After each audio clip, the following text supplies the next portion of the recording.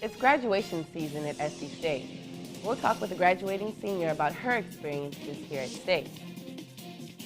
We will tell you about a state that's offering free tuition to students wanting to go to college. Plus, we examine the facts and opinions of the Aaron Hernandez case. We will have these stories and more in today's edition of WSCS News at Noon. I'm Jordan Huff. And I'm Connie Maven. Good noonday to you.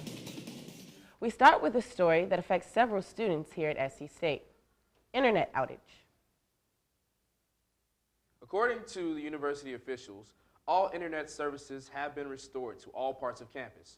That wasn't the case over the weekend when SC State students couldn't use the network to study for finals or complete assignments. Jalen Ayers has been following this story and now joins us in the studio with more. Jalen? Good afternoon. Over the weekend, internet service to several buildings on campus stopped working. The library, Turner Hall, and all the dorms were without service. A damaged fiber optic line was the reason for the outage. The school's IT department worked around the clock to fix this problem. Around 2 p.m. on Monday, all services were restored to all buildings on campus. I think it's important to note that during the outage, some buildings did have internet. University officials opened these buildings so that students could use the computer labs until the internet issues were fixed. Again, wired internet as well as Wi-Fi are backed up and running again on campus. Reporting from the studio, I'm Jalen Ayers. Now back to the news desk. Thanks for the report, Jalen. I'm sure students are very happy to have the internet again. Yes, that's definitely good news. Well, with spring finals almost over, for some, it's time to relax and enjoy the summer. For others, it's graduation time. There's one place on campus that's sure to be packed full of excited graduates and their families. Reporter Juan Andrews joins from Dawson Stadium with more. What can you tell us, Juan? I'm Juan Andrews in front of Oliver C. Dawson Stadium, where on the 12th it'll be full of graduates and proud friends and family members. I am here with the upcoming graduate, Toy Lathan. And before you graduate, what's one thing you're going to miss about college? I'm definitely going to miss the Bulldog Pride, being here, being able to go to events. Like I said, events leading up to homecoming, the actual homecoming game, just being around the Bulldog family. Okay. Cool. So looking back, would you change anything about your experience? Absolutely not. Everything that happened, the good, the bad, the ups and the downs, I feel like it prepared me and it helped me grow as a woman, as a student, and it prepared me for my next step in life. Okay, cool. So what does the future hold for you and how did state get you there? The future holds for me is, my future is bright, simply because state did prepare me. It taught me time management. It taught me how to let my voice be heard as far as like talking to professors, asking for help, and letting people understand that if I do not understand something, to actually get the extra help. So my next step is graduate school, and I definitely feel prepared and I feel comfortable with my next step. Okay, cool. Thank you, Toy. And the newly appointed Governor McMaster will be giving the commencement speech here on graduation day, and we are looking forward to see all the seniors graduate. I'm Juan Andrews reporting from the stadium. Back to the studio. Thanks for that report, Juan. As you heard Juan mention, South Carolina Governor Henry McMaster will serve as the commencement speaker this year. Soon after this announcement was made, alumni and students from the university started a petition to get another speaker. One concern from those signing the petition is that Governor McMaster's visit to the university is all for political gains. As you can imagine, there are many concerns about this on social media. We want to bring in our social media reporter, Cordell Brabham, to sort out this issue. Cordell? State announced on Wednesday that Governor McMaster will serve as commencement speaker for the May 12th graduation. Within an hour, an online petition was started. Petitioners argue graduating seniors and their families are shortchanged by the decision to invite a speaker who can relate to the experience of attending a historically black college. As of now, the petition has gained over 300 signatures. Many people are speaking out about this issue on social media. One of those people is South Carolina native and former House Representative Bakari Sellers. He tweeted 3 times on the issue. One of the tweets reads, "I will never ask a student to walk out of a big day," referring to graduation. I will hold whoever in the administration accountable for making this decision. Some students we talked with were in favor of the governor's visit. One student off campus told us off camera that any partnership that could bring more money to the school is welcome. Just as we were going on air, SC State's President James Clark issued this statement, quote, "My approach to this university's growth is through strategic partnerships and collaborations with academic institutions, businesses, and companies. Such relationships also include better rapport with elected officials whose support of this university, as we have seen just a few years ago, could potentially impact the very existence of this beloved institution," end quote. We will continue to follow the story, and if anything changes, we will let you know. Reporting for the Media Center, I'm Cordell Brabham. Back to Connor and Jordan at the... Thanks for updating, Cordell.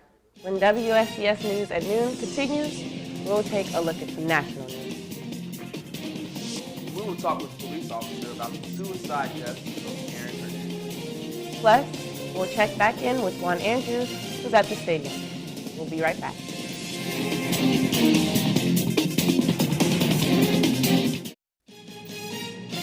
Welcome back to WSCS News at Noon. If you have been following the headlines, you know that former NFL star Aaron Hernandez committed suicide in his jail cell. Many people asking the question why, especially after he was recently acquitted in a double murder case. Reporter Malik Jeter spoke with SC State's police chief about this issue and joins us in the studio with more. Malik? Well, several New England Patriots fans will tell you that Aaron Hernandez had a very bright future with the team. That is until his involvement with the double murder. After being acquitted of these charges, it seems like Hernandez was turning things around. But days later, the 27-year-old former tight end hung himself with a bedsheet attached to his window in his cell. Hernandez was in Massachusetts jail to serve a life sentence.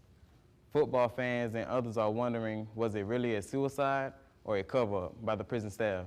I sat down with SC State Police Chief Joseph Nelson to get his take on the situation. I feel like he committed suicide. I don't feel like it was murder. I think that he thought because of his superstar status that he could some way skate by. Yeah, okay. A lot of superstars are under the impression because of their money, because of their status, because of their affiliation, that they could do crime and beat the rap. But that's not the case anymore. And we need to understand this moving forward, that with Trump being in the White House now, a lot of things are being brought to the forefront as far as law violation and the Justice Department as a whole. If they are trying to lock up the President of the United States, then a mere commoner or athlete don't stand a chance. So I think, it's important that we learn from this Aaron Hernandez case and understand when we are given the privilege and the necessities to be successful, we need to take full advantage of it, but we need to also remember that there are laws that must be abided by. The chief went on to say that justice has been served, but the end was tragic. The Hernandez family was very surprised by Aaron's death. They wanted an investigation open to find out more about the details surrounding his death. Reporting from the studio, I am Malik Jeter. Now turning to national news. Do you think the country is more divisive since a new administration is taking over the White House? According to several polls, many Americans feel this way. We sent reporter Lynn McGreer out on the yard to find out if SC State students think the country is more divisive. Is Donald Trump fit to lead us into a war? Will there be a compromise in the near future? Yeah, most definitely. I've been there ever since Trump became president. I knew that World War III was very possible. It's a way that you come at these type of situations. Like I said, I'm not into politics. It's good to know, but I don't think he's fit to lead us into it. I don't want him to jump the gun because that's going to be like bullying. Like, if they ain't do nothing, why you want to do something, But, and it's kind of like, what your mom always tell you. If somebody put their hands on you, you hit them back, right? I believe anything can be compromised. It always takes two, mature people or two mature situations to sit down and actually compromise about it. Being the type of president that Trump is and what he has shown us thus far, I don't know. He might, be a little bit of a firecracker, but other than that, you can compromise anything if you got the right people. This is Lynn McGreer reporting. Another story that is stirring controversy is the beauty product Shea Moisture. Here's reporter Laurel Mackey to tell us why. Today we're going to talk about the Shea Moisture controversy. Recently, Shea Moisture released a commercial about their ad, their new Shea products. Ironically, it's created a controversy between black and white because of the products that it's used. Here, take a look at the clip. People would like throw stuff in my hair, and then I'd just be walking and there'd be like little paper balls in my hair. I hated it because it's like, oh, I have this, and people make fun of me for it. It was lots of days staring in the mirror like, I don't know what to do with it. I just didn't feel like I was supposed to be a redhead. I dyed my hair blonde for 7 years of my life, platinum blonde. I didn't really embrace my natural hair. But then, as I got older, I learned how to do it, and I learned how to love it. Shea Moisture, holy grail right here. It just gives us all the results that we need. It's kind of that go-to product. I think a good hair day is the best kind of day. I feel like I have conquered the world. I love my hair. I love the volume. I love the curl. I love the texture. I love everything about it. Everything about it. Everybody gets love. Now we're going to hear what the founder had to say about the whole product situation. The Breakfast Club invited the CEO of Shea Moisture on set, and here's what he had to say. Morning, everybody. It's DJ Envy, Angela Yee, Charlamagne the God. We are the Breakfast Club. We have the CEO of Shea Moisture in the building. The founder and CEO. Founder and CEO. And you did issue an apology. Yeah, we did not, that was not something that we wanted to. We've always stood for black women. Let's talk to the mic, bro. Oh. There you go. We've always stood for black women in the black community, and we acknowledge that that ad, although it went out, it was it didn't get caught, it didn't go through our approval process, but we acknowledged it, we owned it, we stand up and say, it's not what we intended to do. Well, what exactly happened? Because I was confused. Yeah, talk us through it. Yeah, people was hitting me like, you got to give Shea Moisture Donkey today. I didn't understand. Even when Angela reported the story yesterday, I still didn't get what was going on. Yeah. So we're doing a much broader campaign, right? And the campaign is called Everybody Gets Love. And the whole idea was in this environment of where there's so much hate. Let's talk about how you turn hate into love. Thanks for the story, Laurel. When we come back from this break, we'll check in with Juan Andrews, who's at the stadium. He has a preview of the 2017 football season. We will have news on one state that's offering free tuition to its students. What are the chances of this happening in South Carolina? We will tell you coming up.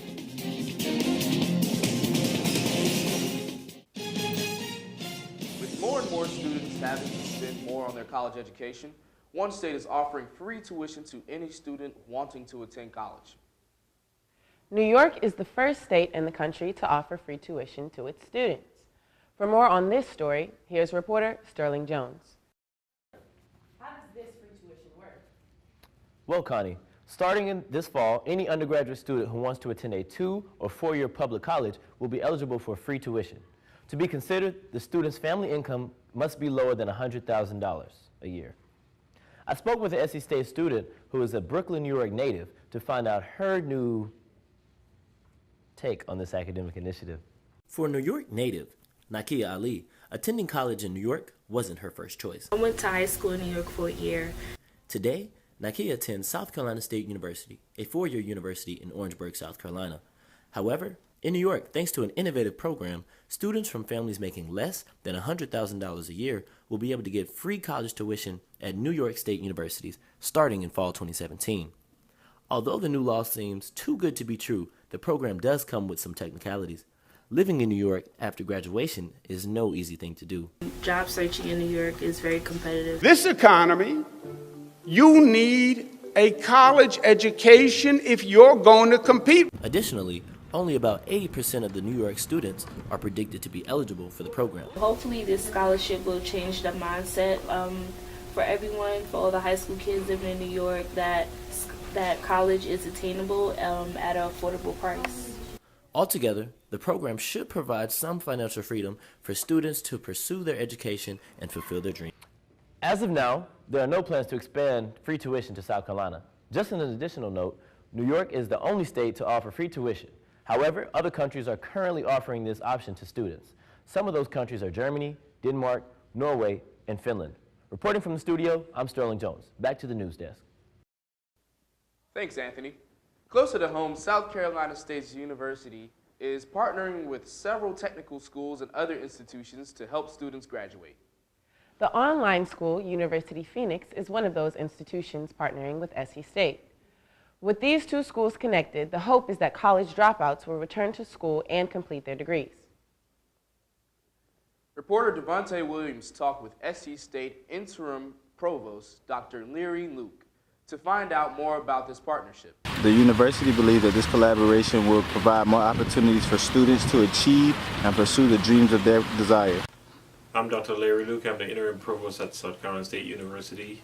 The Phoenix SCSU partnership would benefit students because it allows students who have stopped out the ability to return to the university, get their degrees while remaining at work, because they can do this online. So it's really helpful for those students who would not have otherwise returned to the university to be able to get their degrees, move up in their professions, and sort of move on with their lives, which they really want to do. It's also cheaper because it is discounted 50%, so it's a financial benefit to the students as well. Thanks for that report, Devontae. The university says it plans to do more partnerships like this one in the future. Well, is anybody ready for some SC State football? I don't know about you, Connie, but I sure am ready. Let's join Juan Andrews, who's on the field to preview the 2017 Bulldog football season. Juan? This is Juan Andrews reporting from Oliver C. Dawson Stadium, which we have some players training at the moment, getting ready for this upcoming season. Your SC State Bulldogs have an exciting home game lineup this upcoming season with a huge conference rematch against the A&T Aggies on Saturday, September 30th for former athlete and Greek Appreciation Day. In homecoming this year, we will face Howard University, which will surely boost the attendance, Saturday, October 28th. Last year, the Bulldogs fell 5-6 on the year, going 500 on the year. This year, with the 6-game homestand, they look to bounce back. This is Juan Andrews reporting from State. Thanks. Looks like you're having fun out there, Juan. That's a wrap for WSCS News at Noon. We'll have more news for you later today on our website. Enjoy the rest of your day.